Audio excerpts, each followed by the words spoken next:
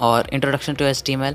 सबसे पहले यार चैनल को सब्सक्राइब कर दो और वो रेड वाले सब्सक्राइब बटन को ग्रे कर दो। सो HTML का फुल फॉर्म होता है हाइपर टेक्स्ट मार्कअप लैंग्वेज, और ये एक मार्कअप लैंग्वेज है, कोई प्रोग्रामिंग लैंग्वेज नहीं है। और इससे हम लोग वेब पेजेस को क्रिएट करते हैं, हम लोग इससे वेबसाइट्स को बना सकते हैं, वेब पेजेस को बना सकते हैं इसके टैग्स की मदद से। और अब बात कर लेते हैं HTML के अंदर टैग्स। सो HTML के टैग्स होते हैं जैसे कीवर्ड्स। अभी HTML का जो टैग होता है, जैसे हम लोग कर सकते हैं, एक कीवर्ड होता है जो कि डिफ़ाइन करता है कि किस तरह से जो ब्राउज़र है हमारे उस कंटेंट को किस तरह से डिस्प्ले करेगा अपने वेबसाइट के अंदर। सो जो टैग होता है उसका यूज़ होता है ताकि हम लोग अपने जो कंटेंट है उसे हम लोग डिफ़ाइन कर सकें, फॉर्मेट कर सकें कि किस तरह से वो डिस्प्ले होगा। अब टैग्स भी यहाँ पे दो तरह के होते हैं। अब जैसे एक होता है कंटेनर टैग और दूसरा होता है एम्प्टी टैग। अब इन दोनों टैग के बारे में हम लोग अगली स्लाइड में मैं आप लोग को ब्रीफ में बताने वाला हूँ। सो कंटेनर टैग और एम्प्टी टैग होते हैं दो तरह के टैग्स। और कंटेनर टैग जैसे नाम से ही इसके पता चल रहा है कि कंटेनर टैग यानी कि ये कोई वैल्यू को कंटेन करता है, it contains some value in it. ये कोई वैल्यू को कंटेन करता है। जो टैग कोई वैल्यू को कंटेन करता है और उसके पास एक ओपनिंग टैग होता है, क्लोजिंग टैग होता है, उसको कंटेनर टैग कहते हैं। अब जैसे यहाँ पे मैंने बॉडी के अंदर लिखा है पी का मतलब होता है पैराग्राफ टैग, और उसके अंदर मैंने लिखा है दिस इज़ अ स्टेटमेंट। तो यहाँ पे जो पी टैग है यानी पैराग्राफ टैग है वो एक कंटेनर है, क्योंकि वो एक कंटेन कर रहा है वैल्यू, वो वैल्यू कंटेन कर रहा है दिस इज़ अ स्टेटमेंट, तो ये उसकी वैल्यू है और ये उसे कंटेन कर रहा है, इसलिए वो एक कंटेनर टैग है। और जो एंगल ब्रैकेट्स पी है वो ओपनिंग टैग है और एंगल ब्रैकेट स्लैश पी है वो एक क्लोजिंग टैग है। सो कंटेनर टैग के पास एक ओपनिंग टैग होता है और एक क्लोजिंग टैग होता है। अब इसका जस्ट अपोजिट है एम्प्टी टैग। एम्प्टी टैग कोई भी वैल्यू कंटेन नहीं करता है और इसके पास केवल ओपनिंग टैग होता है। जब वैल्यू नहीं कंटेन करेगा तो क्लोज करने की क्या ज़रूरत है। देख लो, जैसे पी टैग था हमारा, वो था हमारा कंटेनर टैग। अब बी आर जो टैग है वो एक एम्प्टी टैग है। अब देख सकते हैं उसका मतलब होता है ब्रेक लाइन टैग। तो ये एम्प्टी टैग है क्योंकि ये कोई वैल्यू कंटेन नहीं करता है और इसके पास केवल एक ओपनिंग टैग होता है बी आर टैग के पास। वहाँ पे मैंने लिखा हुआ ऊपर कोड में, तो वहाँ पे देख सकते हैं कोई भी यहाँ पे क्लोजिंग टैग नहीं है, केवल ओपनिंग टैग है। तो जिन टैग्स के पास केवल ओपनिंग टैग होता है, कोई भी क्लोजिंग टैग नहीं होता है, उस तरह के टैग को कहा जाता है एम्प्टी टैग। और HTML एलिमेंट। सो HTML एलिमेंट जो होता है इसके बारे में अभी हम लोग पढ़ेंगे। पहले HTML के एम्प्टी और कंटेनर टैग को हम लोग यहाँ कोड में चेक कर लेते हैं। सो यहाँ पे मैंने HTML का एक स्टार्टर जो है टेम्पलेट लिख लिया है। अब यहाँ पे एक बॉडी टैग के अंदर यहाँ पे जो पैराग्राफ टैग है, मैंने आप लोग को बताया था पैराग्राफ टैग एक कंटेनर टैग है। तो यहाँ पे अगर मैं इसकी कुछ वैल्यू दे दूँ, जैसे मैं लिख दूँ दिस इज़ अ पैराग्राफ, और मैं कोई भी ऐसा पैराग्राफ रैंडमली लिख दे रहा हूँ, तो इस तरह से ये जो मैं पैराग्राफ लिखा हूँ ये इसकी वैल्यू है। तो ये पी टैग यानी कि जो पैराग्राफ टैग है ये एक वैल्यू कंटेन कर रहा है।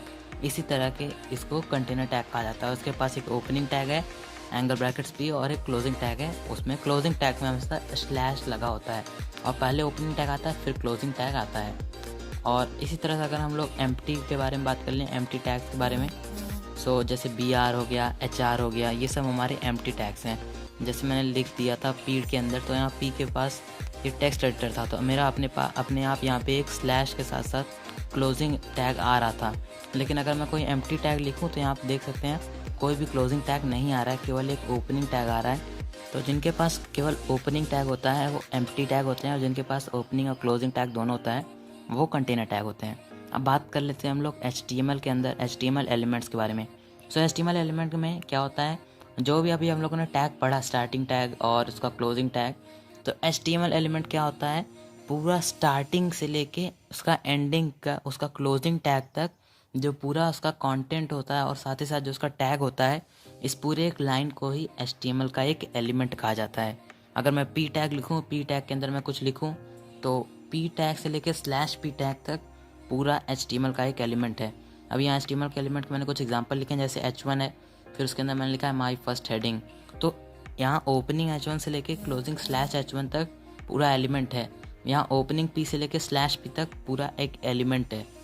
और अब हम लोग पहले HTML के एलिमेंट को कोड के अंदर मैं आप लोग को बता देता हूँ एग्जांपल के साथ। मैं यहाँ लिख दूँ HTML एलिमेंट्स, और इसके अंदर अगर मैं अभी कोई भी टैग लिखूँ, जैसे कि अगर मैं पी टैग का एग्जांपल लूँ और मैं इसके अंदर लिख देता हूँ एक पी टैग के अंदर एक पैराग्राफ, तो ये जो ओपनिंग स्टार्टिंग पी टैग है यहाँ से लेके ये क्लोजिंग पी टैग तक ये पूरा एक एलिमेंट है। बस यही सिंपल है, इतना इतना ही सिंपल है HTML का एलिमेंट। खाली ओपनिंग पी से एंडिंग पी तक पूरा एक एलिमेंट होता है।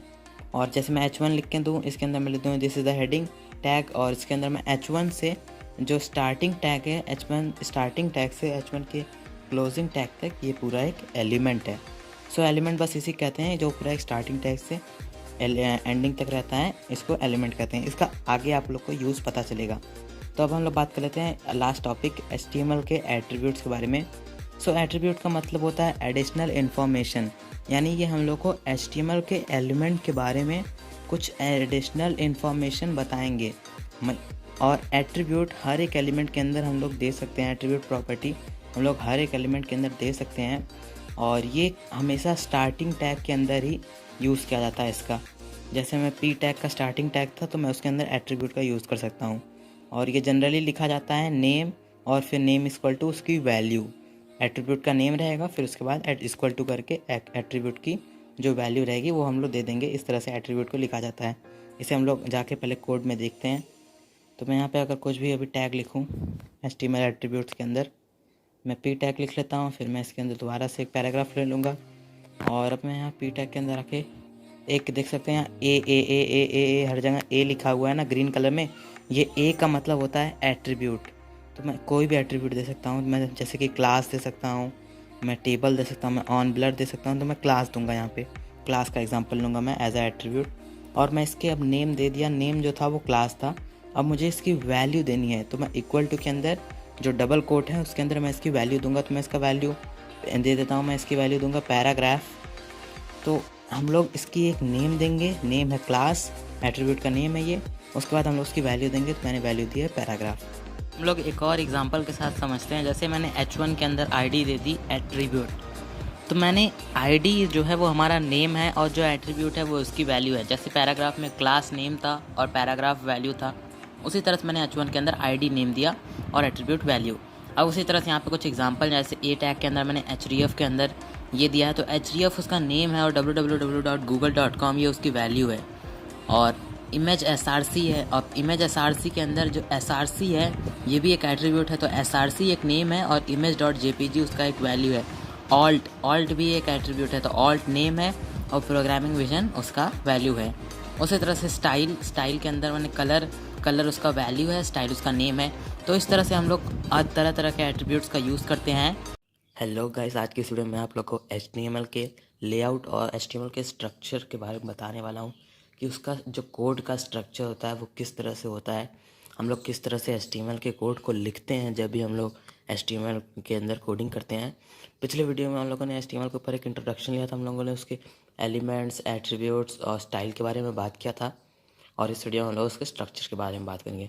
अब जैसे मैंने यहाँ पे पी टैग लिखा है, उसके अंदर मैंने ऐसे एक पैराग्राफ लिख दिया, दिस इज़ अ पैराग्राफ, और इस तरह से एक पैराग्राफ लिख दिया मैंने। तो ये पैराग्राफ अगर मैं वेबसाइट में व्यू करूँ तो यहाँ पे ये मेरे वेबसाइट में ये शो कर रहा है, ये आ रहा है, कोई प्रॉब्लम नहीं, कोई एरर नहीं आ रहा है।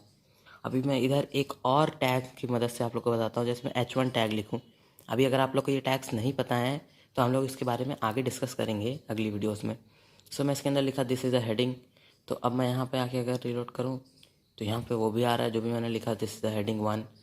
तो जो भी मैं कोड लिख रहा हूँ वो हमारे बॉडी के अंदर, बॉडी मैंने लिखा ही नहीं है, जो भी मैं कोड लिख रहा हूँ वो वहाँ पे शो कर रहा है। लेकिन इसका एक परफेक्ट इसका एक कोड का जो लिखने का स्ट्रक्चर होता है, जो ढंग होता है, वो बनाया गया है। और सबसे पहले हम लोग लिखते हैं HTML टैग, और ये HTML टैग के अंदर ही हमारा पूरा का पूरा HTML का जो है वो कोड रहता है। और हर एक टैग का एक ओपनिंग टैग होता है, क्लोजिंग टैग में स्लैश होता है, मैंने बताया था। तो अब HTML के अंदर एक हेड टैग होगा, और ये हेड टैग जो बेसिकली होता है हमारे पेज का जो हेड होता है, मतलब हेडर कह सकते हैं आप लोग। और अब इस हेड टैग के अंदर क्या होता है, हम लोग इसके अंदर अपने वेबसाइट का जो है टाइटल देते हैं। तो हम लोग इस हेड टैग के अंदर टाइटल टैग का यूज़ करेंगे। तो मैं यहाँ पर टाइटल लिखूँगा, और इस टाइटल के अंदर मैं अपने वेबसाइट का कुछ भी नाम दे सकता हूँ। तो मैं अपने वेबसाइट का कुछ भी आप लोग नाम दे सकते हैं, आप लोग को जो मर्जी। तो यहाँ मैं लिख सकता हूँ दिस इज़ माई वेबसाइट, इस तरह से। तो ये जो टाइटल है ये हमारी वेबसाइट पे शो करेगा। अभी मैं दिखाता हूँ कहाँ पे। यहाँ अगर हम लोग ऊपर देखें तो यहाँ लिखा है structure and layout dot HTML। अब मैं रिफ्रेश करूँ तो यहाँ लिखा है दिस इज़ माई वेबसाइट। तो जो भी मैं टाइटल दूंगा वो वहाँ पे शो करेगा। वो वहाँ पे शो करेगा। यही यूज़ होता है टाइटल टैग का। अब टाइटल के बाद जो हेड टैग का क्लोजिंग है, उसके बाद हम लोग बॉडी टैग का यूज़ करते हैं। और अब बॉडी टैग के अंदर ही हमारे पूरे के पूरे HTML का जो भी हमें वेबसाइट में चाहिए उसका कोड रहता है बॉडी टैग के अंदर। बाकी जो एक्सटर्नल लिंकिंग वगैरह होता है वो सब हेड टैग के अंदर हम लोग करते हैं, टाइटल हेड टैग के अंदर देते हैं। बाकी जो बॉडी लिखनी होती है वो हम लोग बॉडी टैग के अंदर लिखते हैं। अब मैं इस बॉडी टैग के अंदर P लिखूँगा, अब मैं इस बॉडी टैग के अंदर H1 लिखूँगा और मैं एक पैराग्राफ दूंगा। अभी भी देख सकते हैं मैंने वही काम किया है, लेकिन ये जो है ये एक स्ट्रक्चर है, ये मतलब एक परफेक्ट तरीका है HTML को लिखने का। तो हमें यही फॉलो करना है। जब हम लोग कोड करेंगे तो हम लोग इसी जो है इसी पैरामीटर्स को फॉलो करेंगे। तो ये जो अभी मैंने लिखा है पूरा कोड, ये है HTML का एक बेसिक स्टार्टर टेम्पलेट। और इसमें HTML टैग होता है, फिर हेड, फिर टाइटल, फिर बॉडी। और सबसे ऊपर जो हमारा टैग होता है वो होता है डॉक टाइप। डॉक टाइप के आगे HTML, और डॉक टाइप के पहले हम लोग एक एक्सक्लेमेशन मार्क लगाते हैं इस तरह से, डॉक टाइप HTML। और ये डॉक टाइप भी हम लोग का कैपिटल में ही रहेगा, डॉक टाइप। तो डॉक टाइप HTML ये हम लोग लिखते हैं HTML5 के अंदर, और हम लोग HTML5 में ही कोड करने वाले हैं इस पूरी प्लेलिस्ट में। तो सबसे पहले डॉक टाइप HTML, फिर HTML, फिर हेड टैग, फिर उसके आगे टाइटल टैग, फिर उसके बाद हेड टैग को क्लोज कर देंगे, फिर बॉडी टैग, फिर बॉडी टैग को भी क्लोज कर देंगे, और फिर एकदम लास्ट में HTML क्लोज करेंगे। जो सबसे पहले टैग खोले हो वो सबसे बाद में क्लोज होगा, कि अगर वो टैग उसके अंदर है। जैसे HTML के अंदर हेड है तो HTML के अंदर हेड है, तो जो HTML क्लोज होगा वो हेड के बाद ही क्लोज होगा, हेड के पहले क्लोज नहीं होगा। तो HTML हेड के बाद क्लोज होगा। अब बॉडी भी HTML के अंदर है तो बॉडी HTML के बाद में क्लोज होगी, HTML के पहले क्लोज नहीं होगी। सो यही जो तरीका है, ये एक HTML का स्ट्रक्चर है, एक लेआउट है। इसको हम लोग को फॉलो करना है जब भी हम लोग HTML के अंदर कोड करेंगे। आज की इस वीडियो में हम लोग HTML के अंदर कमेंट्स के बारे में बात करने वाले हैं, और जानेंगे कि हम लोग HTML के अंदर कमेंट किस तरह से यूज़ कर सकते हैं और इसको हम लोग किस लिए यूज़ करते हैं। इस वीडियो में मैं सबलाइम टेक्स्ट एडिटर का यूज़ कर रहा हूँ। आप लोग विजुअल स्टूडियो कोड, नोटपैड या फिर कोई और भी टेक्स्ट एडिटर का यूज़ कर सकते हैं। बेसिकली HTML के अंदर कमेंट्स का यूज़ सजेशंस देने के लिए यूज़ किया जाता है, और इसके और भी कई सारे यूजेस होते हैं। अब जैसे कि हमारा कोई भी कोड है लंबा चौड़ा, अगर हमने बहुत ज़्यादा बड़ा कोड लिख दिया, तो अगर हमें कुछ भी फाइंड करना है उस कोड का कोई भी एलिमेंट, तो हम लोग अपने लिए अपने रेफरेंस के लिए वहाँ पे उस कमेंट का यूज़ कर सकते हैं, ताकि हम लोग उसे ईज़िली फाइंड कर सकें। या फिर अगर कोई और प्रोग्रामर आके हमारे कोड को देखे तो वो भी आसानी से हमारे कोड को देख सके। अब जैसे मैंने यहाँ पे ये लंबा सा एक कोड लिखा हुआ है, अब मुझे इसमें कुछ भी ढूंढने में काफ़ी ज़्यादा मुश्किल हो सकती है।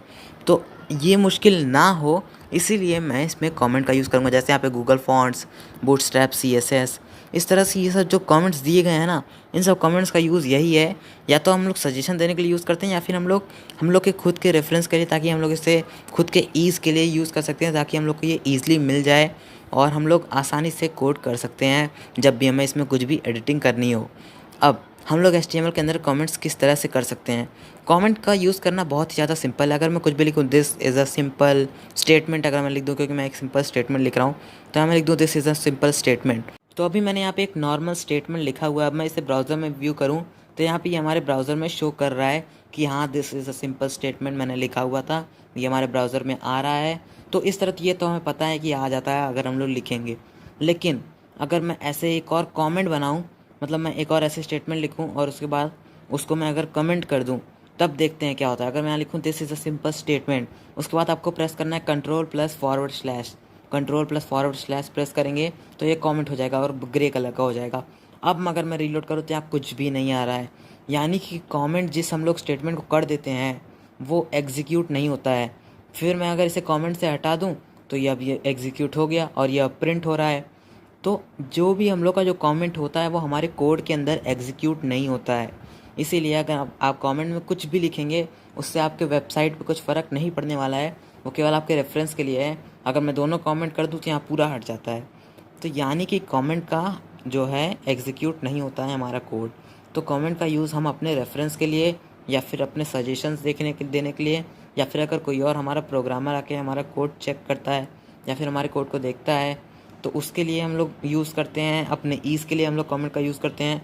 मैं चाहे कितना भी बड़ा स्टेटमेंट लिखूं और फिर उसको कमेंट कर दूं कंट्रोल+/ से, अब देखिए कमेंट में ये ग्रे कलर का हो जाता है और यहाँ किनारे लाइन और एक एंगल ब्रैकेट्स आ जाता है। अब ये भी एग्जीक्यूट नहीं हो रहा है, मतलब मैं कितना भी बड़ा स्टेटमेंट लिखूँ भाई, वो अगर मैं कमेंट कर दूँ तो एग्जीक्यूट नहीं होने वाला है। तो कमेंट्स जो होते हैं वो एग्जीक्यूट नहीं होते हैं। अब मैं इसे अनकमेंट कर दिया तो यहाँ पे ये एग्जीक्यूट हो रहा है। तो कमेंट को जो है एग्जीक्यूट नहीं किया जाता है, और इसे आप लोग कंट्रोल+/ दबाकर यूज़ कर सकते हैं। अगर आप लोग नोटपैड में हैं तो आप लोग को इसे मैनुअली टाइप करना होगा। सो मैं रेकमेंड करूँगा कि आप लोग एक टेक्स्ट एडिटर यूज़ करें, चाहे वो सबलाइम टेक्स्ट हो, चाहे विजुअल स्टूडियो कोड हो, या फिर कोई और भी हो सकता है जिसको आप लोग यूज़ करें, नोटपैड++ एक्सेट्रा। तो आप लोग इनको भी यूज़ कर सकते हैं, और आप लोग कंट्रोल+/ दबाएंगे तो वो कमेंट हो जाएगा। और टेक्स्ट एडिटर यूज़ करने का ये फ़ायदा है कि यहाँ हम लोग को कलर देखने को मिलता है कि यहाँ ग्रे कलर का हो गया, तो हम लोग समझ जाते हैं कि हाँ ये अब कमेंट हो गया है। किसी और कलर का रहता है तो हम लोग जानते हैं अभी ये टैग है। HTML के अंदर हेडिंग्स को लाने के लिए हमारे पास कुछ प्री डिफाइंड टैग्स होते हैं जो कि हमें HTML की तरफ से मिले रहते हैं, जिनको हम लोग कहते हैं हेडिंग टैग्स। और ये हम लोग के पास 6 तरह के टैग्स होते हैं, जिनको हम लोग कहते हैं H1, H2, H3, H4, H5 और H6।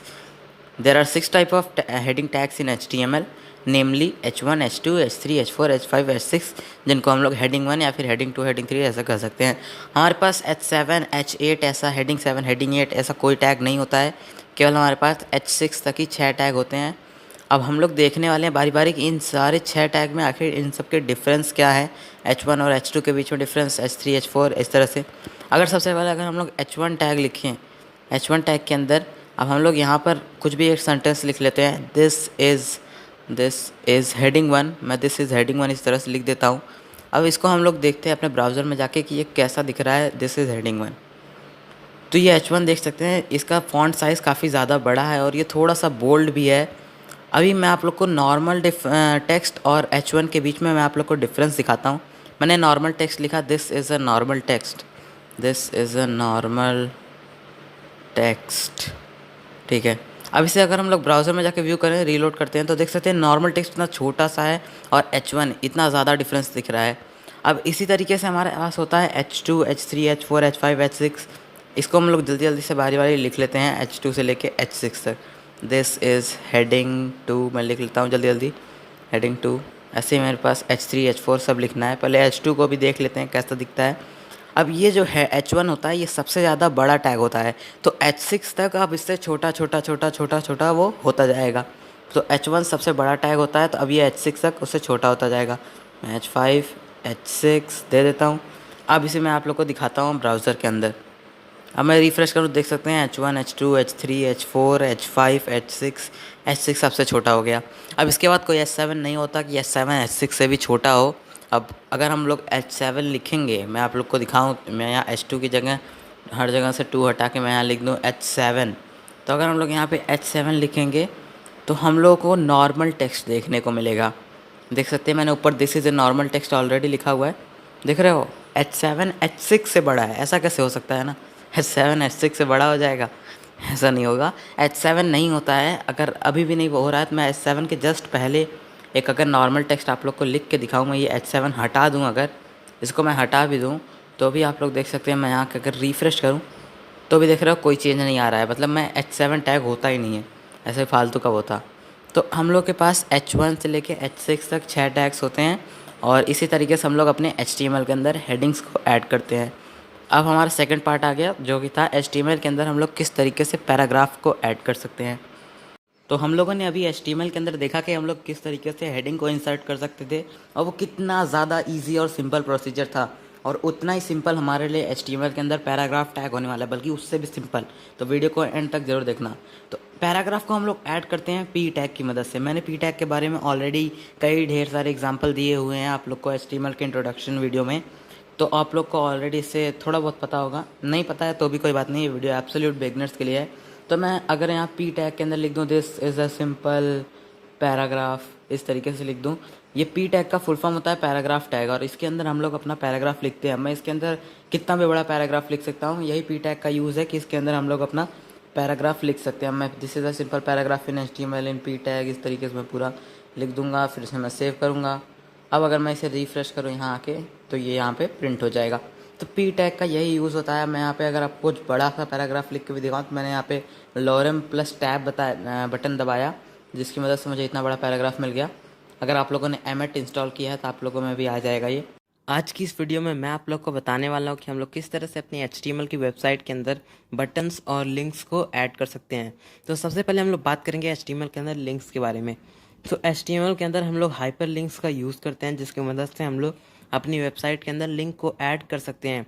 अब HTML की जो लिंक होती हैं उनको अभी मैंने बताया हाइपर लिंक्स होती हैं। आप उन पर क्लिक करेंगे तो आप किसी और डॉक्यूमेंट या किसी और URL पे जंप कर जाएंगे। और जब हम लोग उन लिंक्स पर होवर करते हैं तो जो हमारा माउस का कर्सर है वो एक हैंड के आइकन में बदल जाता है। तो हम लोग अपनी HTML के अंदर लिंक्स को ऐड करने के लिए यूज़ करते हैं एंकर टैग का। अब एंकर टैग को हम लोग HTML के अंदर शॉर्ट फॉर्म में ए लिखते हैं, एंगल ब्रैकेट्स और उसके बीच में ए लिखते हैं। तो हम लोग इस ए टैग की मदद से अपने HTML के अंदर लिंक को ऐड कर सकते हैं। अब देखते हैं कैसे। अभी मैंने ए टैग लिखा। अब इस ए टैग के अंदर हम लोग को आना है और यहाँ पे मैं अगर कुछ भी लिख दूँ इस तरह से text, this is a link, मैंने लिख दिया। यहाँ आप कुछ भी टेक्स्ट लिख सकते हैं, जो भी आपकी मर्जी। ये आपके लिंक के ऊपर यही टेक्स्ट डिस्प्ले करेगा। तो मैंने यहाँ पे लिखा है this is a link which will redirect you to Google. तो अब इसके अंदर मैं अपना google.com का लिंक दूंगा। तो हम लोग हमेशा जब भी लिंक देते हैं तो आप लोग को पता होगा हम लोग HDF यानी कि हाइपर रेफरेंस, अभी मैंने हाइपर लिंक आप लोग को बताया, तो HDF का यूज़ करते हैं। इसका फुल फॉर्म होता है हाइपर रेफरेंस। और हमेशा लिंक में आप लोग को पता है HTTPS यूज़ किया जाता है। उसके बाद फिर ये सिंबल और ऐसे 2 स्लैश, उसके बाद हम लोग अपना लिंक का जो URL है उसे लिख देते हैं www.google.com। इस तरह से मैंने लिख दिया। तो आप लोगों को भी ये HTTPS लिख देना है।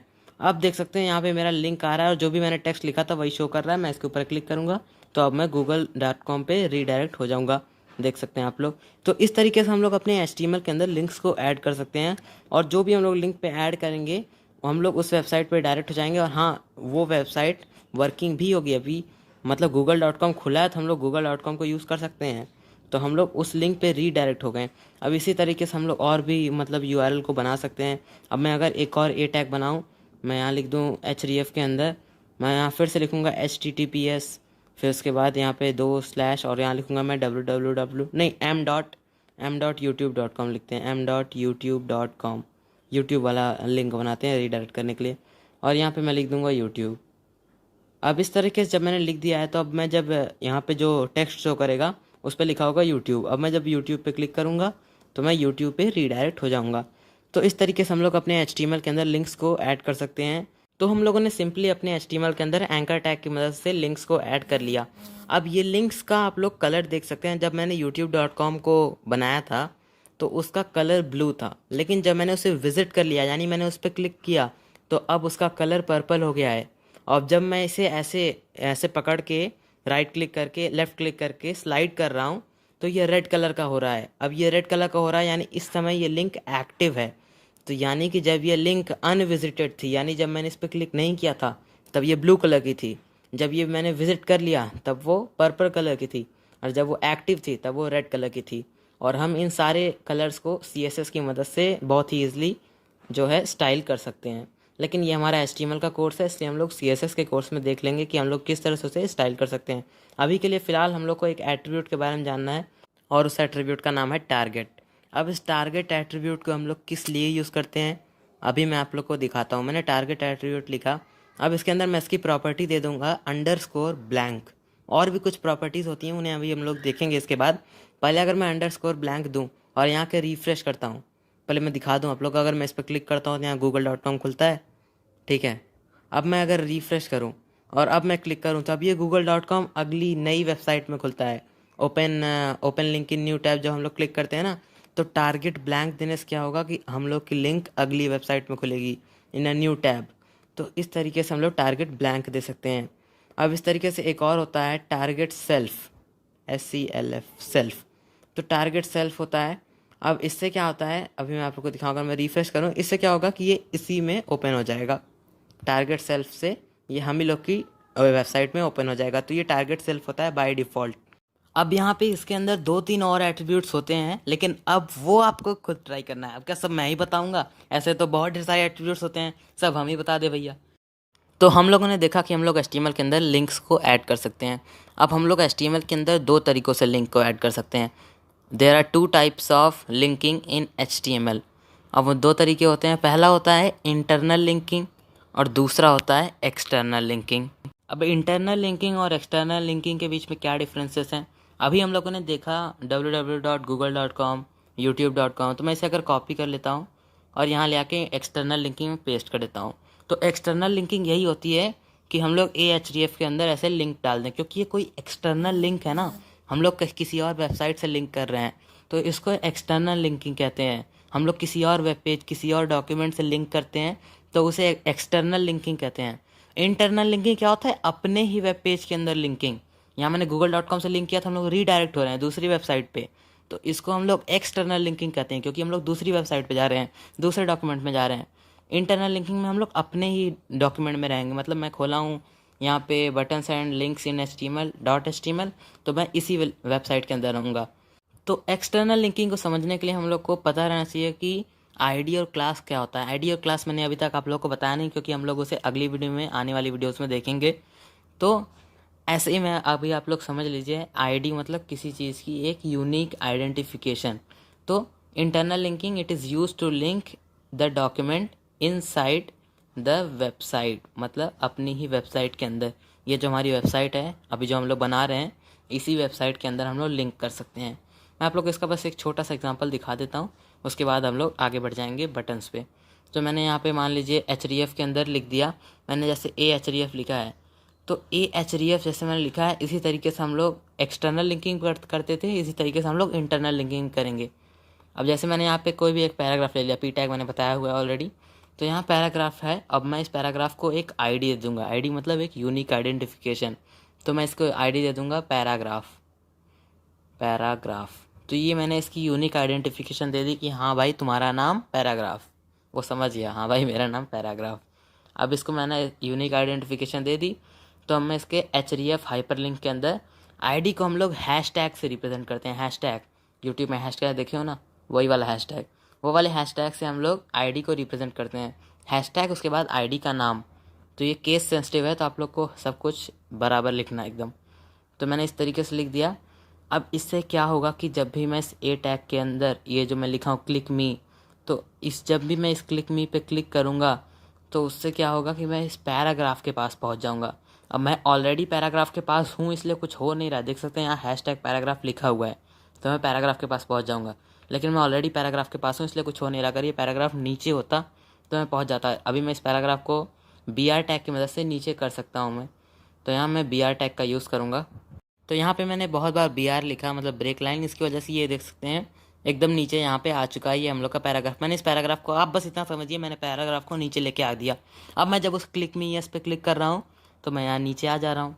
तो इसी को इंटरनल लिंकिंग कहते हैं, मतलब मैं अपने ही डॉक्यूमेंट में रहूँगा, बस खाली ऊपर नीचे करूँगा। तो मैंने आईडी के अंदर देख सकते हैं इतना ढेर सारा BR दिया हुआ है, इसकी वजह से मैं नीचे आया। अब मैं इस BR को हटा के, अब हम लोग HTML के अंदर बात करते हैं, हम लोग किस तरीके से अपने HTML के डॉक्यूमेंट के अंदर बटन्स को ऐड कर सकते हैं। अब HTML के अंदर बटन्स को ऐड करना उतना ही सिंपल है जितना सिंपल HTML के अंदर लिंक्स को ऐड करना था।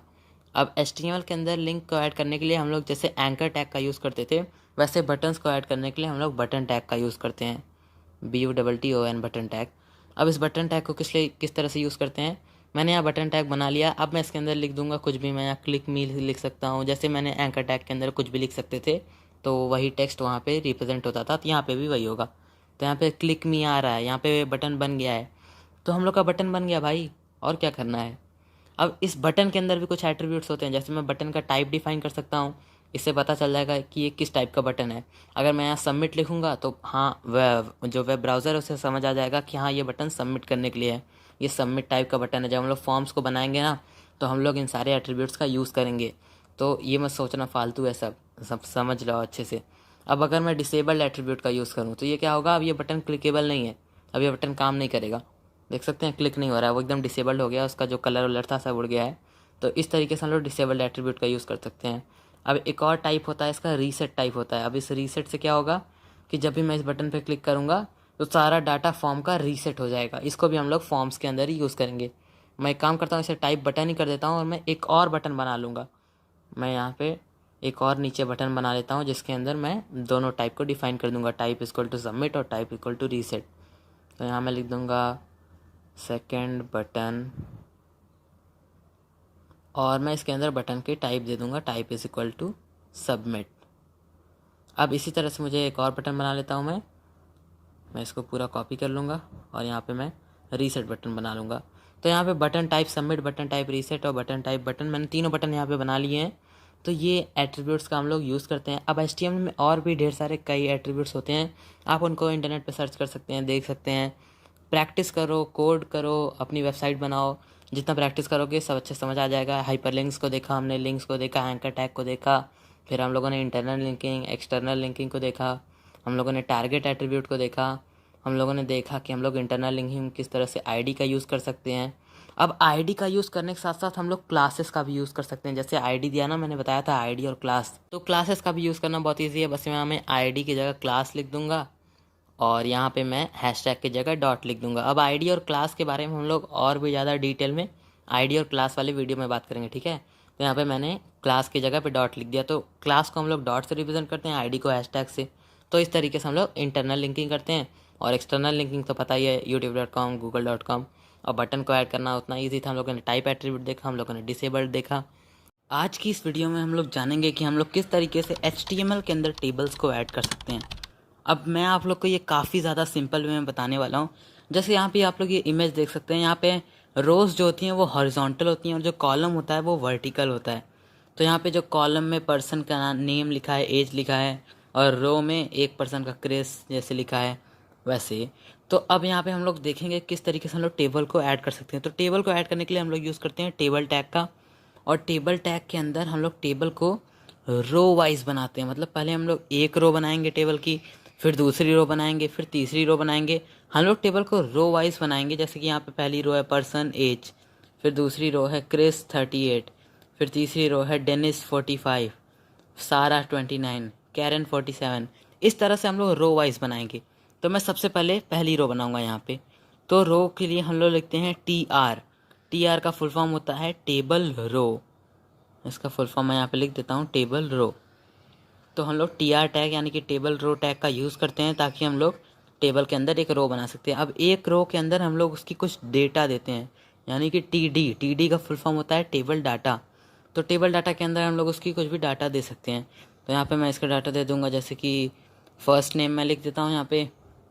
उसके बाद हम लोग रो वाइज बना रहे हैं, तो ये रो का पहला डेटा है। ऐसे ही रो में हम लोग बनाएंगे 3 ठो। दूसरे में मैं लिखूँगा लास्ट नेम, यहाँ पे मैं जल्दी जल्दी लिख लेता हूँ। यहाँ पे मैं लिखूँगा लास्ट नेम। और तीसरे में हम लोग लिख देते हैं मार्क्स, एज सही रहेगा, मार्क्स रहने देते हैं age. First name, last name और एज। तो अब हम लोग जब से ब्राउज़र में व्यू करते हैं तो यहाँ पे देख सकते हैं पहली रो में फर्स्ट नेम, लास्ट नेम और एज शो कर रहा है, यानी एक रो हम लोग की बन गई है। अब हम लोग को रो वाइज बना रहे हैं, तो हम लोग को दूसरी रो बनाना है। तो दूसरी रो इसके जस्ट नीचे आएगी। तो इसी तरीके से दूसरी रो बना लेंगे। उसके अंदर मैं फ़र्स्ट नेम की जगह पे आदित्य लिखूँगा। उसके बाद फिर लास्ट नेम की जगह पे ऐसे ऐसे हम लोग लिखेंगे। पहले फर्स्ट नेम लिखा, अब फिर लास्ट नेम, उसके बाद आदित्य की एज। तो मैं यहाँ लास्ट नेम पे लिख दूँगा यादव। उसके बाद फिर मैं इसका एक और टेबल डेटा दे दूँगा, इसकी एज लेट द एज भी 56 ईयर्स, ठीक है। अब अगर हम लोग यहाँ रिफ्रेश करें देख सकते हैं फर्स्ट नेम के नीचे आदित्य, लास्ट नेम के नीचे यादव और एज के नीचे 56। तो हम लोग यहाँ पे 2 रोज़ रेडी हो चुकी हैं। इसी तरीके से हम लोग 3-4 रोज़ और बना सकते हैं, जिससे हम लोग का टेबल रेडी हो जाएगा बहुत ही ईजिली, सिंपली। तो यहाँ पे मैं एक और रो बना लेता हूँ फटाक से। यहाँ पे मैं लिखूँगा अनुनय। मैं जल्दी जल्दी बना लेता हूँ सब।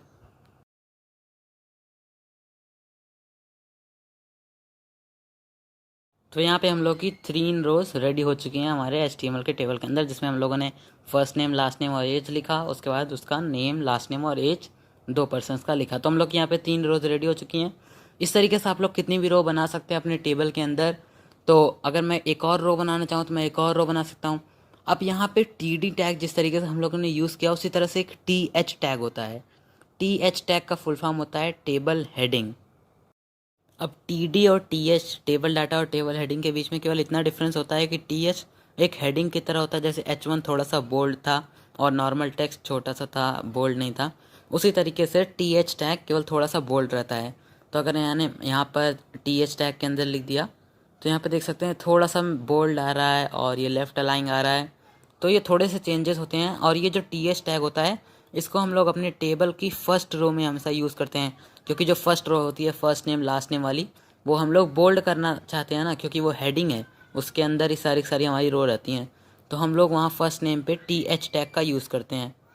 तो अब मैं यहाँ पर हर्ष की जगह पे जल्दी से लिख देता हूँ फर्स्ट नेम और यहाँ पे लिखूँगा मैं लास्ट नेम और यहाँ पे मैं लिखूँगा एज। ठीक है। तो यहाँ पे मैंने TH टैग की मदद से फर्स्ट नेम, लास्ट नेम और एज लिखा। अब ये जो है वो बोल्ड हो जाएगा, देख सकते हैं। तो यहाँ पे जो हम लोग का पहला हेडिंग है उसको हम लोग फर्स्ट नेम, लास्ट नेम और एज को हम लोगों ने TH टैग यूज़ किया, यानी कि टेबल हेडिंग टैग, जिसकी वजह से वो बोल्ड हो गया। इस तरीके से हम लोग अपना टेबल HTML के अंदर क्रिएट करते हैं। अब जैसे कि यहाँ पे भी देख सकते हैं आप लोगों ने, इसने TH टैग का यूज़ किया इसलिए पर्सन, एज, क्रिस ये सब बोल्ड हो गया। हम लोग इसका फॉन्ट भी चेंज कर सकते हैं, वो सब हम लोग लेकिन CSS की मदद से कर सकते हैं। उसको हम लोग CSS वाले कोर्स में चेक करेंगे। अब हम लोग टेबल के अंदर एक एट्रीब्यूट जानते हैं जिसकी मदद से हम लोग टेबल को स्टाइल कर सकते हैं, और भी अगर हम लोग को उसमें कुछ चेंजेस करने हैं तो हम लोग उस एट्रीब्यूट की मदद से कर सकते हैं। अगर हमें टेबल में बॉर्डर लाना है तो हम लोग बॉर्डर एट्रीब्यूट का यूज़ करते हैं और उसकी हम लोग वैल्यू भी बॉर्डर ही दे देंगे। एट्रीब्यूट का नेम होगा बॉर्डर, उसकी वैल्यू भी बॉर्डर होगी। अब मैं यहाँ रिफ्रेश करूँ तो यहाँ पे इस टेबल में बॉर्डर आ रहा है। इस तरीके से हम लोग अपने टेबल के अंदर बॉर्डर दे सकते हैं। अब यहाँ पे हम लोग टेबल के अंदर कुछ और एट्रीब्यूट्स के बारे में देखने वाले हैं, जैसे कि अगर कोई भी हमारे पास टेबल के अंदर वैल्यू है। अब जैसे यहाँ पे दो स्टूडेंट्स हैं, जैसे एक का फर्स्ट नेम है आदित्य और लास्ट नेम है यादव। इस तरीके से अगर हम लोग यहाँ पे एक तीसरा स्टूडेंट ऐड करें जिसके पास केवल फर्स्ट नेम हो, मतलब उसके डेटा में लास्ट नेम न दें, तो यहाँ पे मैंने एक टेबल रो क्रिएट किया। मैं यहाँ पे एक और TD बनाऊँगा। मैं यहाँ पे तीसरे स्टूडेंट का नाम रख देता हूँ आयुष, रख देते हैं तीसरे स्टूडेंट का नाम। और यहाँ पे हम लोग इसका लास्ट नेम हम लोग को नहीं पता है, तो हम लोग लास्ट नेम को छोड़ के हम लोग सीधा इसका एज लिखेंगे।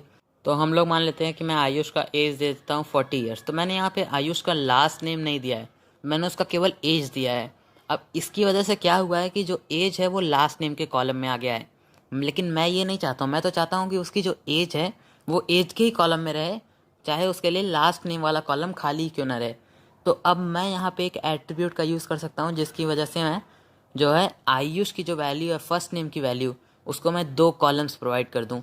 अगर मैं आयुष की वैल्यू को 2 कॉलम प्रोवाइड कर दूंगा तो ये जो 40 है वो ऑटोमेटिकली तीसरे कॉलम में शिफ्ट हो जाएगा। तीसरा कॉलम क्या है, एज है। तो जब मैं आयुष की वैल्यू को 2 कॉलम प्रोवाइड कर दूंगा तो एज जो है वो तीसरे कॉलम में उसकी चली जाएगी। तो मैं यहाँ कॉल स्पैन एट्रीब्यूट का यूज़ कर सकता हूँ, कॉल स्पैन यानी कि कॉलम स्पैन।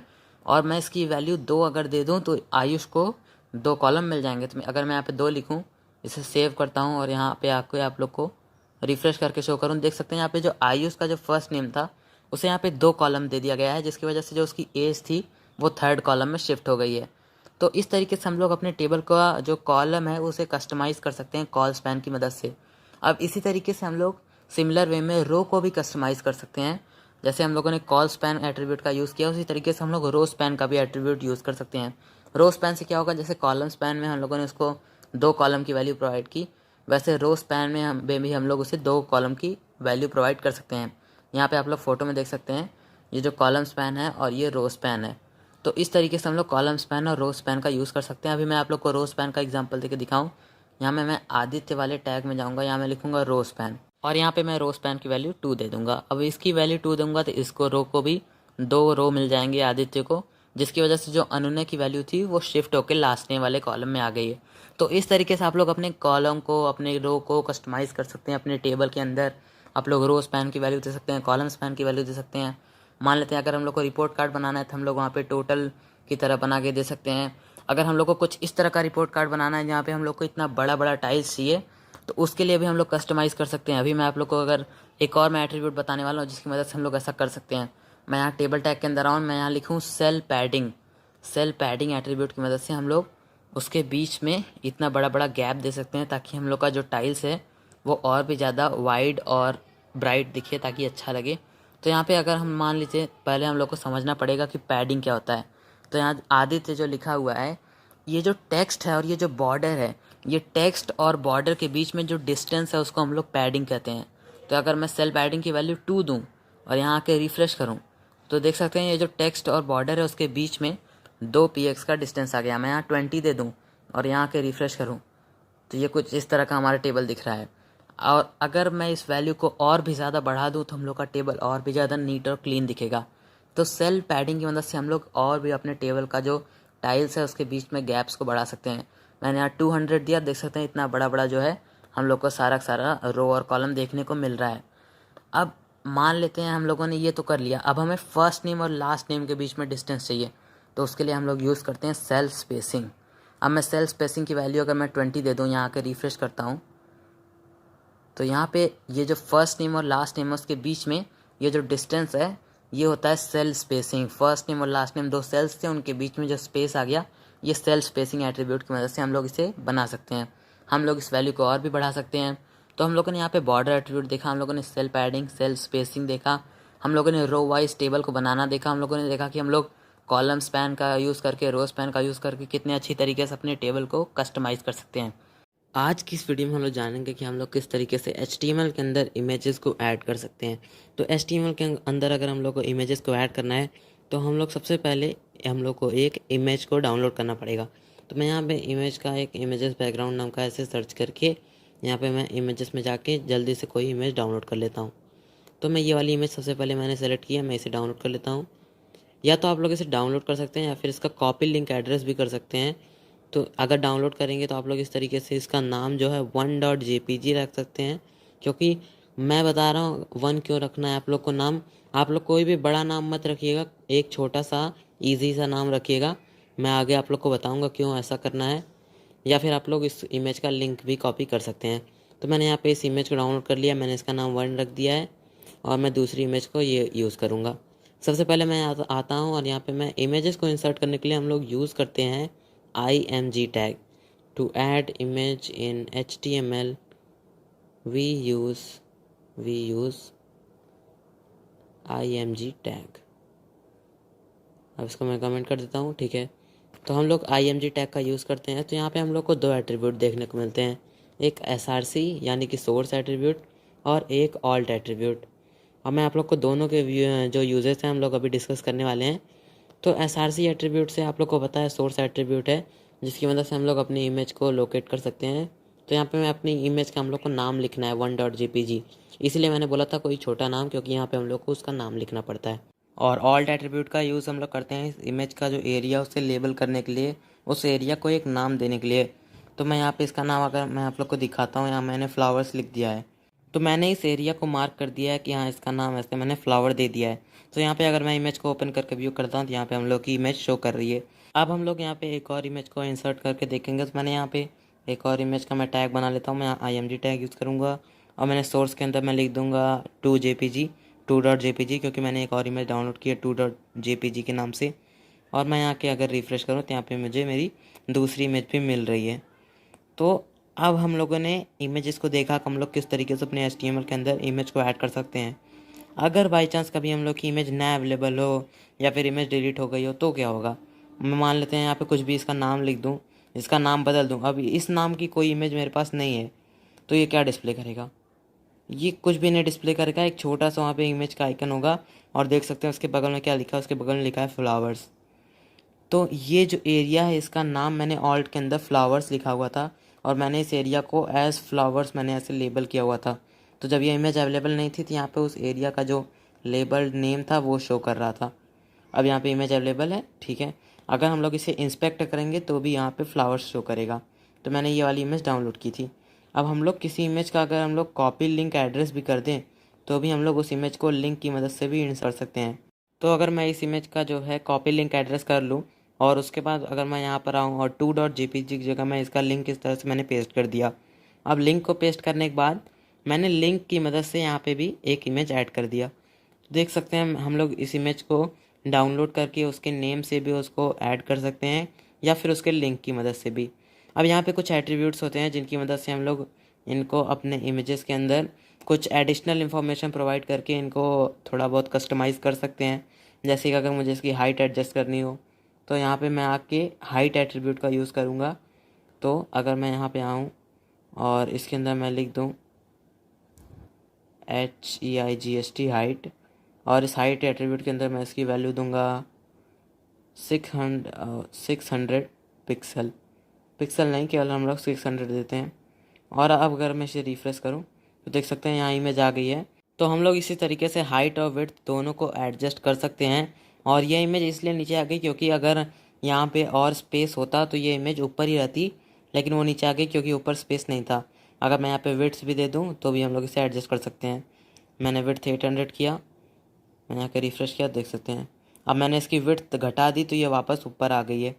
तो इस तरीके से हम लोग अपने इमेजेस के अंदर हाइट और विड्थ को एडजस्ट कर सकते हैं। अगर मैं यहाँ पे दूसरी वाली इमेज का हाइट में अगर 100 यहाँ पे लिख दूँ और यहाँ के रिफ़्रेश करूँ तो यहाँ पे आप लोग देख सकते हैं यहाँ पे इसकी हाइट और विड्थ दोनों साथ में एडजस्ट हो गई। क्योंकि हम लोगों ने विड्थ एट्रीब्यूट का यूज़ नहीं किया था तो ये हाइट के हिसाब से हमारे विड्थ को भी एडजस्ट कर लेता है। अगर मैं विड्थ एट्रीब्यूट का भी यूज़ कर दूँ तो ये जो है जितना मैं हाइट बताऊँगा उतना इसका विड्थ भी आ जाएगा। तो हम लोगों ने यहाँ पर HTML के अंदर इमेजेस को ऐड करना देखा कि हम लोग किस तरीके से इमेजेस को ऐड कर सकते हैं। अब अपने कोड को और क्लीन रखने के लिए मैं क्या करूँगा, इस इमेज को मैं एक दूसरे फोल्डर के अंदर डालूँगा।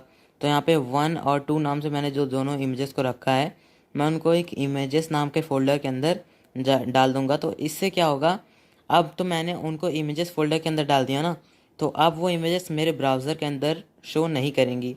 क्योंकि अब मेरा ब्राउज़र जो ढूंढेगा इमेज वो यहाँ फ़ोल्डर के अंदर ढूंढेगा, HTML कोर्स वाले फ़ोल्डर के अंदर। लेकिन वहाँ पे तो इमेज है ही नहीं, इमेज तो इमेजेस फ़ोल्डर के अंदर है। तो अब हम लोग जब ब्राउज़र से नहीं ढूंढ पाया तो वहाँ पे देख सकते हैं वो इमेज का लोगो आ गया था। तो अब हम लोग किस तरीके से अपने इमेज को ऐड कर सकते हैं, तो अब ऐड करने के लिए हम लोग यहाँ पे लिखेंगे फ़ोल्डर का नाम। तो फ़ोल्डर का नाम है इमेजेस, उसके बाद एक /, फ़ोल्डर का नाम और एक / लिख देंगे। अब देख सकते हैं हमारी इमेज वापस आ गई है। तो इस तरीके से अगर हम लोग किसी भी फ़ोल्डर के अंदर अपनी इमेज को डाल देते हैं तो हम लोग उस फ़ोल्डर का नाम लिख सकते हैं। अगर मैं न्यू फ़ोल्डर के अंदर एक और इमेज डाल दूँ तो इस तरीके से मैं जितना बड़ा लोकेशन है उस तरीके से मैं इमेज के लोकेशन को डिफ़ाइन कर सकता हूँ। और हम लोग लिंक को भी यूज़ कर सकते हैं। तो लिंक वाला वे भी बहुत ज़्यादा कन्वीनियंट है। तो हम लोग आप जो भी प्रेफर करें आप उसे यूज़ कर सकते हैं। अब हम लोग जानेंगे कि हम लोग किस तरीके से अपनी HTML की इमेजेस को एज अ लिंक यूज़ कर सकते हैं। तो मैंने पिछले वीडियोस में आप लोग को बताया था कि हम लोग किस तरीके से अपने HTML के अंदर लिंक को ऐड कर सकते हैं। तो मैंने बताया था आप लोग ए टैग की मदद से HTML के अंदर लिंक को ऐड कर सकते हैं। ए के अंदर हम लोग हाइपर रेफरेंस के अंदर उस लिंक का जो है एड्रेस URL हम लोग उसके अंदर डिफ़ाइन करते हैं। मैं यहाँ पे अगर मैं इसके अंदर लिख दूँ google.com, हम लोगों ने पिछले वीडियोस में देखा था। तो अगर मैं इसे दोबारा लिखूँ और यहाँ लिख दूँ क्लिक मी या फिर कुछ इसी तरह से लिख दूँ क्लिक मी, ठीक है। तो अब जब मैं इस क्लिक मी टेक्स्ट पे क्लिक करता था तो यहाँ पे google.com खुल जाता था। लेकिन अगर अब हमें यहाँ पे इमेज ऐड करना है तो हम लोग क्या करेंगे, हम लोग ए टैग के अंदर एक इमेज टैग को ही यहाँ से कॉपी कर लेंगे या फिर उसके अंदर ही एक इमेज टैग को बना लेंगे। तो मैंने ए टैग के अंदर वो छोटी सी इमेज को डाल दिया। तो अब क्या होगा, वो जो छोटी सी इमेज है अब वो हमारी एक लिंक है, मैं उस पर क्लिक करूँगा तो यहाँ पे मैं google.com पे रीडायरेक्ट हो जाऊँगा। तो इस तरीके से हम लोग अपने HTML के अंदर किसी भी इमेज को एज अ लिंक यूज़ कर सकते हैं। हम लोग इसका URL भी चेंज कर सकते हैं, हम लोग इमेज का हाइट एंड विड्थ भी एडजस्ट कर सकते हैं। जैसे कहीं कहीं वेबसाइट पर लिखा रहता है, इमेज में लिखा रहता है क्लिक मी, इस तरीके से भी हम लोग इसे यूज़ कर सकते हैं। आज की इस वीडियो में हम लोग जानेंगे कि हम लोग किस तरीके से HTML के अंदर वीडियोस को ऐड कर सकते हैं और हम लोग ये भी जानेंगे कि हम लोग iframe टैग को क्यों यूज़ करते हैं और इसको हम लोग किस तरीके से भी यूज़ कर सकते हैं। तो HTML के अंदर वीडियोस को ऐड करने के लिए हम लोग यूज़ करते हैं वीडियो टैग का, और इसके अंदर 2 तरीके हैं जिसकी मदद से हम लोग वीडियोज़ को ऐड कर सकते हैं। तो मैं यहाँ लिख देता हूँ फर्स्ट मेथड। और अब हम लोग को जो पहला मेथड है वो ये है कि हम लोग वीडियो टैग के अंदर जो SRC एट्रीब्यूट है यानी कि सोर्स एट्रीब्यूट, उसको हम लोग वीडियो टैग के अंदर यूज़ करते हैं और हम लोग इस सोर्स एट्रीब्यूट के अंदर अपने वीडियो का नाम लिखेंगे। तो मेरे वीडियो का नाम है india.mp4 और मैंने इसको लिखा है वीडियोस फोल्डर के अंदर। तो मैं यहाँ पे जैसे हमने पिछली बार बताया था इमेजेस वाले वीडियो में कि हम लोग वीडियो फोल्डर का नाम लिखेंगे, तो मैंने यहाँ फोल्डर का नाम वीडियोस लिखा है और फिर एक /। तो इस तरीके से हम लोग वीडियो का जो है सोर्स डिफाइन कर सकते हैं। अब मैं इसे ब्राउज़र में अगर व्यू करूँ तो हम लोग का यहाँ पे ब्राउज़र में जो ये वीडियो है ये आ रहा है और ये वीडियो इसलिए नहीं प्ले हो रहा है क्योंकि हम लोग को इसके लिए एक एडिशनल एट्रीब्यूट को डिफ़ाइन करना पड़ता है जो कि है कंट्रोल्स एट्रीब्यूट। जब हम लोग कंट्रोल्स एट्रीब्यूट को डिफ़ाइन करेंगे तो ये वीडियो को प्ले, पॉज और बाकी सब कंट्रोल्स के जो बटन है वो शो करने लगेंगे। लेकिन पहले हम लोग देख लेते हैं कि दूसरा मेथड क्या है। तो दूसरा मेथड ये है, मैं यहाँ लिख देता हूँ सेकंड मेथड। तो दूसरा मेथड ये है, इसमें भी हम लोग वीडियो टैग का ही यूज़ करेंगे लेकिन हम लोग SRC की जगह पे यहाँ पर सोर्स टैग का यूज़ करेंगे और यहाँ हम लोग सोर्स के अंदर लिखेंगे SRC और इसके अंदर हम लोग लिख देंगे अपना जो वीडियो का जो ब्राउज़ करने का जो वहाँ पे लोकेशन है, यहाँ पे ले आके हम लोग इसे पेस्ट कर देंगे। तो ये दूसरा मेथड है। हम लोग इस 2 तरीके से अपने HTML के अंदर वीडियोस को ऐड कर सकते हैं। दोनों मेथड काफ़ी हद तक सिमिलर हैं और काफ़ी हद तक ईजी भी हैं। तो वीडियो को प्ले करने के लिए हम लोग यूज़ करते हैं कंट्रोल्स एट्रीब्यूट का। तो यहाँ पे हम लोग कंट्रोल्स एट्रीब्यूट के अंदर उसका नेम कंट्रोल्स लिख के उसका जो वैल्यू है उसे भी कंट्रोल्स दे सकते हैं, या फिर हम लोग सिमिलर उसका बस नेम ही लिख सकते हैं। तो यहाँ पर अगर मैं इसे रीलोड करूँ तो देख सकते हैं यहाँ पे अब हम लोग का कंट्रोल्स आ रहा है, प्ले, पॉज और volume up and down, full screen, इस तरह के सारे हम लोग को फीचर्स यहाँ पे शो कर रहे हैं। तो हम लोग अपने वीडियो को प्ले कर सकते हैं, पॉज कर सकते हैं, डाउनलोड भी कर सकते हैं। अब मैं अगर इस वीडियो को भी पॉज करूँ, अब मैं आप लोग को यहाँ पे कुछ और एट्रीब्यूट्स के बारे में बताने वाला हूँ। तो कुछ और एट्रीब्यूट्स के बारे में हम लोग जान लेते हैं। मैं यहाँ पे इसका जो कंट्रोल्स का जो वैल्यू है इसे हटा देता हूँ और केवल यहाँ पे मैं नेम लिखूँगा इसका, कंट्रोल्स, ऐसे भी आप लोग लिख सकते हैं। अब हम लोग एक और एट्रीब्यूट जानेंगे जो कि है लूप। लूप आप लोग जानते हैं, इसका लूप का मतलब ये होता है कि बार बार रिपीट करना। तो अब ये वीडियो क्या होगा, बार बार रिपीट करेगा। मैं इसे रिफ़्रेश करूँ और आप देख सकते हैं मैंने इस वीडियो को एक बार चला दिया, और अब अगर मैं इस वीडियो को यहाँ एंड पे पहुँचा दूँ तो ये अपने आप फिर से स्टार्टिंग से शुरू हो जाएगा। तो ये वीडियो बार बार अपने आप रिपीट करता रहेगा। इसकी मदद से हम लोग लूप एट्रीब्यूट का यूज़ करते हैं। अब एक म्यूटेड एट्रीब्यूट है, इससे क्या होता है, जो वीडियो है उसका बाय डिफ़ॉल्ट जो वॉइस है वो म्यूटेड रहता है। यहाँ पे आप लोग देख सकते हैं आइकॉन भी बना है, और हम लोग इसे अनम्यूट कर सकते हैं, लेकिन अगर हम लोग कंट्रोल्स हटा दें तो वहाँ से वो जो वॉइस का आइकॉन है वो हट जाएगा। अब हम लोग यहाँ पे एक और एट्रीब्यूट है जो कि है ऑटो प्ले एट्रीब्यूट।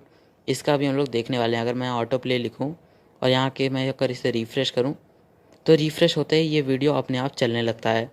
तो जब ये वीडियो अपने आप चलने लगता है तो ये हम लोग ऑटो प्ले की मदद से करते हैं। ऑटो प्ले एट्रीब्यूट की वजह से क्या होता है कि वीडियो आप लोग का अपने आप प्ले होगा जैसे ही आपकी वेबसाइट लोड हो जाएगी। अब अगर हम लोग यहाँ से कंट्रोल्स को हटा दें तो अब मैं अगर यहाँ पे मैं आके रिफ़्रेश करूँ ब्राउज़र में तो यहाँ पे देख सकते हैं कंट्रोल्स हट चुका है और ये वीडियो अपने आप हमारी जो है ऑटो प्ले हो रही है। तो हम लोग ऑटो प्ले एट्रीब्यूट की वजह से इतना अच्छा दिखा सकते हैं कि हमारी वीडियो अपने आप जो है ऑटो प्ले होती रहे। इस तरीके से हम लोग ऑटो प्ले एट्रीब्यूट का यूज़ करते हैं। अब हम लोग जानेंगे कि आई फ्रेम टैग क्या है और उसका हम लोग किस लिए यूज़ करते हैं। तो आई फ्रेम टैग बेसिकली ये है कि अगर हम लोग को कोई भी, मान लेते हैं हम लोग को कोई भी अगर यूट्यूब की वीडियो यहाँ पे हम लोग के वेबसाइट में चाहिए, तो हम लोग उसके लिए आई फ्रेम टैग का यूज़ कर सकते हैं, जिसकी मदद से हम लोग अपने वेबसाइट के अंदर जो है यूट्यूब की वीडियोज़ को अपलोड कर सकते हैं या फिर उसे वहाँ पे प्ले करने लायक ले आ सकते हैं। तो अगर हम लोग यहाँ youtube.com की वेबसाइट पे जाएं और यहाँ पे अगर मैं आके the best YouTube channel in the world search करूँ तो यहाँ पे प्रोग्रामिंग विजन चैनल का ये जो वीडियो है टेबल्स इन HTML, इस वीडियो को मैं शेयर के बटन पे क्लिक करूँगा तो यहाँ पे हम लोग को एम्बेड का एक ऑप्शन दिखेगा। यहाँ पे हम लोग को एक कोड मिलेगा जो लिखा है आई फ्रेम और उसकी विड्थ, हाइट और ये सब कोड लिखा हुआ है। इसे बस हम लोग को सिंपली Ctrl+C दबा के या फिर राइट क्लिक करके हम लोग इसे कॉपी कर सकते हैं। तो आप लोग को सिंपली इस कोड को बस कॉपी कर लेना है और कॉपी करने के बाद आप लोग को सबलाइम टेक्स्ट 3 में आना है और यहाँ के बस इसे सिंपली पेस्ट कर देना है। अब इस कोड को पेस्ट करने के बाद देख सकते हैं क्या होगा। अभी मैं अगर यहाँ के रिफ़्रेश करूँ और मैं इसे नीचे स्क्रॉल करता हूँ थोड़ा सा, तो यहाँ पे देख सकते हैं हम लोग के जो बेस्ट यूट्यूब चैनल का जो वीडियो था वो यहाँ पे आ रहा है। तो इस बेस्ट यूट्यूब चैनल को जाके अभी कभी सब्सक्राइब कर लेना। तो देख सकते हैं हम लोग के यहाँ पे वीडियो जो है वो यहाँ पे प्ले कर सकते हैं। हम लोग फुल स्क्रीन का भी यूज़ कर सकते हैं और वीडियोज़ को भी ब्राउज़ कर सकते हैं, चैनल को भी सब्सक्राइब कर सकते हैं, तो जाके कर लो। और यहाँ पे हम लोग इसका विड्थ और हाइट को भी एडजस्ट कर सकते हैं और हम लोग इस वीडियो का जो सोर्स का लिंक है उसे भी चेंज करके दूसरी वीडियो को भी ले आ सकते हैं। और यहाँ पे और जो फीचर्स हैं ऑटो प्ले और full screen, picture in picture, हम लोग इन सब को भी हटा सकते हैं। तो इस तरीके से हम लोग अपने HTML के अंदर वीडियोज़ को ऐड कर सकते हैं और आई फ्रेम टैग का यूज़ कर सकते हैं और अपने HTML के अंदर यूट्यूब वीडियोज़ को एम्बेड कर सकते हैं। वीडियो में हम लोग HTML की मदद से बहुत ही ज़्यादा बेसिक फॉर्म बनाने वाले हैं और यही हम लोग का फॉर्म होने वाला है जिसको मैंने अभी खोल रखा है। हम लोग सबलाइम टेक्स्ट में कोड करने वाले हैं। तो मैं इसका पहले HTML के स्टार्टर टेम्पलेट से मेटा टैग को हटा देता हूँ। अब हम लोग बॉडी टैग के अंदर एक फॉर्म टैग बनाएंगे, फॉर्म, और उसके अंदर हम लोग अपना फॉर्म का कोडिंग लिखेंगे। तो सबसे पहले हम लोग को ज़रूरत पड़ेगा एक लेबल टैग की, और लेबल टैग के अंदर हम लोग फॉर हटा देते हैं पहले और यहाँ लिख देते हैं ईमेल। सबसे पहला हम लोग का ईमेल रहेगा, ईमेल। अब इसके नीचे हम लोग को एक इनपुट टैग का यूज़ करेंगे जिसकी मदद से एक इनपुट बॉक्स रहेगा और यहाँ मैं टाइप इक्वल टू ईमेल लिख देता हूँ। अब इतना करके हम लोग इसे सेव करते हैं और जाके अपनी ब्राउज़र में इसको रिफ़्रेश करते हैं। तो हम लोग का ईमेल लिखा हुआ रहा है, उसका इनपुट भी शो कर रहा है। अब हम लोग को एक और ऐसा ही लेबल चाहिए जिसके अंदर हम लोग को पासवर्ड शो करेगा। उसमें लेबल और यहाँ पे फॉर हटा देता हूँ मैं फिर से और यहाँ पे मैं लिख देता हूँ पासवर्ड, ठीक है। अब हम लोग एक और इनपुट टैग बनाएंगे जिसके अंदर हम लोग टाइप इक्वल टू पासवर्ड लिखेंगे। एक और इनपुट टैग बना लेते हैं, input type equal to password लिख लेते हैं। और अब हम लोग आके इसको रिफ्रेश करते हैं तो ये हम लोग का आ रहा है। अब मैं यहाँ कुछ भी लिखूँ तो ये डॉट डॉट का शो करेगा क्योंकि हम लोगों ने टाइप इक्वल टू पासवर्ड लिखा हुआ है।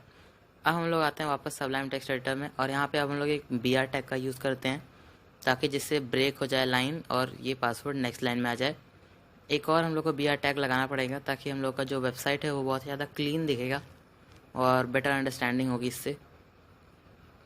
अब हम लोग को एक और ऐसा ही लेबल और इनपुट चाहिए जिसके लिए हम लोग ईमेल के ऊपर उसे बनाने वाले हैं और इसमें हम लोग को लिखेंगे यूज़र नेम। सो मैं यहाँ लिख देता हूँ लेबल के अंदर यूज़र नेम, ठीक है। अब एक और हम लोग को इनपुट चाहिए और इस बार इनपुट को हम लोग टेक्स्ट ही रहने देंगे क्योंकि जो हमारा यूज़र नेम होता है वो टेक्स्ट ही होता है। हम लोग BR टैग ऐड कर देते हैं ताकि क्लैरिटी हम लोग को फुल मिले। हम लोग को इस तरह से यूज़र नेम, ईमेल और पासवर्ड आ गया है। अब हम लोग को यहाँ पे 2 चेक बॉक्स चाहिए, एक मेल एक फीमेल, इस तरह से चाहिए। तो मैं यहाँ पे एक और इनपुट टैग का यूज़ करूँगा और इनपुट टाइप के अंदर मैं लिख दूँगा चेक बॉक्स। हाँ, तो अब इससे क्या होगा कि हम लोग का मेल अभी हम लोग बनाएंगे। सो यहाँ पे मैं एक और लेबल टैग बनाऊँगा इनपुट के बाद क्योंकि हमारा चेक बॉक्स जो रहेगा वो मेल के पहले लिखा हुआ होगा। सो मैं यहाँ लिख देता हूँ मेल। अब इसी तरह से हमें सेम टू सेम फीमेल भी चाहिए। सो मैं पहले यहाँ पे BR टैग ऐड कर देता हूँ। अब मैं इसे कॉपी कर लूँगा क्योंकि हमें ऐसा ही सेम टू सेम फीमेल चाहिए। अब मैं यहाँ आके इसे पेस्ट कर देता हूँ और मेल की जगह बस हमें फीमेल को लिख देना है, फीमेल। हाँ, तो अब हम लोग का फॉर्म लगभग रेडी हो चुका है। अब हमें बस सबमिट और रीसेट का बटन चाहिए। सब कुछ हमारा एकदम वर्किंग है। एक सबमिट बटन चाहिए और एक रीसेट बटन हमें चाहिए। तो सबमिट बटन के लिए हम लोग एक और इनपुट टैग का यूज़ करेंगे जिसके अंदर हम लोग इनपुट टाइप इक्वल टू लिखेंगे सबमिट और इसके अंदर हम लोग अब वैल्यू इसकी देंगे सबमिट। वैल्यू सबमिट देने से क्या होगा कि जो भी हम लोग वैल्यू के अंदर देंगे submit, value equal to submit, तो इससे जब भी हम सबमिट बटन पे क्लिक करेंगे तो हमारा जो डेटा रहेगा वो सबमिट हो जाएगा। देख सकते हैं हमारा सबमिट बटन आ गया है। अब इसी तरह से हमें रीसेट बटन भी चाहिए। तो मैं पहले S कैपिटल कर देता हूँ ताकि ज़्यादा बेटर लगेगा। वैल्यू के अंदर हम लोग S कैपिटल कर देंगे। अब इसी तरह हमें रीसेट बटन एक चाहिए, इनपुट टाइप इक्वल टू, इसमें हम लोग कर देंगे reset. Type equal to reset करने से क्या होगा कि जब भी हम लोग इस बटन को दबाएंगे तो जो भी हम लोगों ने डाटा एंटर किया है वो सब रीसेट हो जाएगा। तो अगर मैं कोई भी मान लीजिए डाटा लिख दूँ, अपने यूज़र नेम में अपना नाम लिख देता हूँ, उसके बाद फिर मैं रीसेट करूँ तो वो हट जाता है। सो रीसेट करने से वो सब कुछ मिट जाएगा, वापस से एकदम डिफ़ॉल्ट पे आ जाएगा। सो अब हम लोग का फॉर्म रेडी है। बस अब हमें इसमें प्लेस होल्डर को ऐड करना है। प्लेस होल्डर अगर आपको नहीं पता तो मैं बता देता हूँ इसे करके। सो मैं अगर यहाँ पे लिखूँ placeholder equal to double quote और उसके अंदर मैं लिख दूँ यूज़र नेम। अब इसी तरह से मुझे ये प्लेस होल्डर ईमेल और पासवर्ड में भी चाहिए। सो मैं इसे ईमेल और पासवर्ड दोनों में पेस्ट कर देता हूँ, ईमेल पासवर्ड, और यहाँ पे मैं इसे पेस्ट कर दूँगा। और ईमेल के अंदर मैं प्लेस होल्डर में लिखूँगा ईमेल।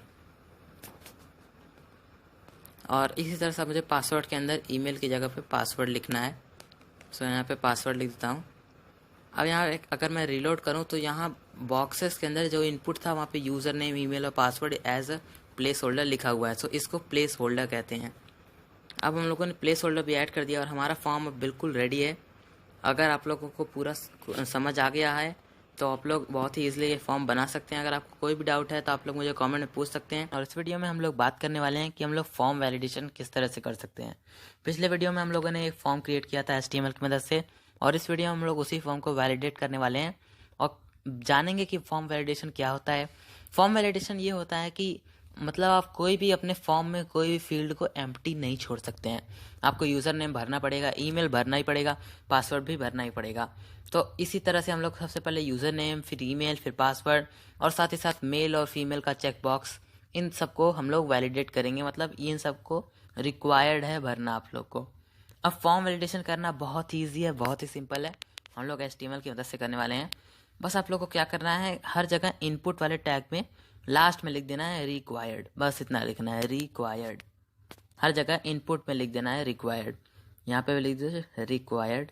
और इसी तरह हम लोग को अपने मेल और फीमेल के चेक बॉक्स में भी रिक्वायर्ड लिख देना है। इससे क्या होगा कि उन सब एंटिटीज़ को आप लोग को कंप्लीट करना ही पड़ेगा या फिर एग्री करना ही पड़ेगा। सो इसलिए वो रिक्वायर्ड दिखाएगा। ये हम लोग एकदम बेसिक फॉर्म वैलिडेशन कर रहे हैं एकदम बिगिनर्स के लिए। तो देखिए अगर मैं सबमिट पे कर रहा हूँ तो ये बोल रहा है यूज़र नेम को भरो, मैंने डाल दिया। फिर मैं सबमिट पे करूँगा तो बोलेगा ईमेल भरो, तो ईमेल में हम लोग को कुछ ना कुछ लिखना पड़ेगा। फिर बोलेगा उसमें @ लगाओ, क्योंकि हम लोगों ने फॉर्म वैलिडेशन किया है तो ये पूरा ईमेल भरवा के रहेगा हम लोगों से, तो हम लोग इसको भी डाल देते हैं, वरना फॉर्म हम लोग का सबमिट नहीं होने वाला है। फिर अब पासवर्ड भी डालने को बोलेगा तो हम लोग कुछ पासवर्ड भी रख देते हैं ऐसे ही।